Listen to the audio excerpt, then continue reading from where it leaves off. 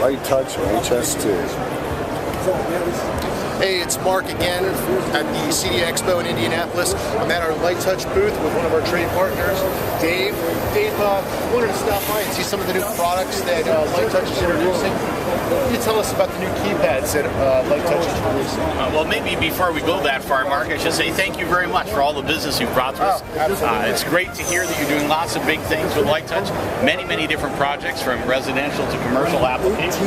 And as you can see, what we're doing here is showcasing some of the keypads we use. The Metropolitan has been around for a while. It's come off from our old S-Series to be a little more sleek in design.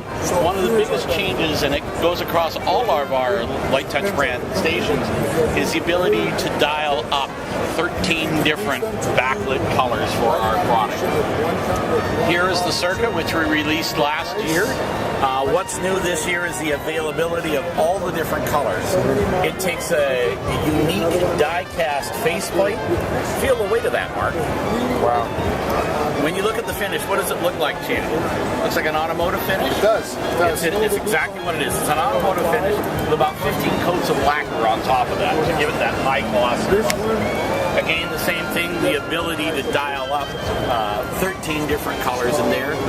Probably the unique piece our marketing department has done recently is we've reclassified how we sell the product. This is what we call column. We call it square, and you might have recognized that as the old Euro. Yes. And in fact, it is a European design. It fits the European back box. And this comes actually from our yachting industry, where they were always wanting to turn our things on the side because boats don't want to take up a lot of space. So column, square, and our horizontal piece. Okay. This one is brand new. We're going to see this the first part of 2012. It's what we call the Echo. It's the second in a series of plastic faceplates. Coastal being the first, this being the second.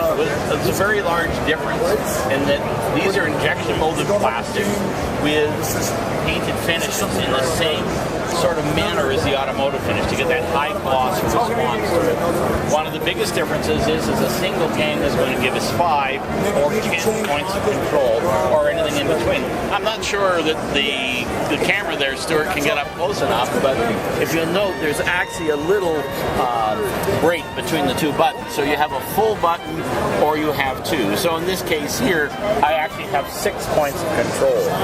Terrific. Going over here, our Coastal, which we released a couple years ago, based obviously on the requirement for the coasts of North America to have something that resists salt air. Hence, again, the plastic faceplates. These are injection molded in these colors.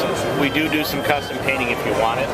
One of the unique features is these buttons are actually slightly tilted. So you and I are on the short side, but for those guys that are like 5'8" to 6 feet, it's perfect because they're looking down into the button rather than looking at a flat surface. No, It's very unique. Yes, very unique. We also have the ability to put an infrared receiver here, and again, these ones are going to be coming with the 13 points of control. Terrific. Also, across the whole line, and we don't have a sample here to show you, but on the back side, you can have 2 data outs or 1 data input. Again, a feature that all of our stations are going to have as we go along. Can we take a quick look at the processors? Oh, the processor? Sure. Litetouch started last year by announcing a product we wanted to call a core processor.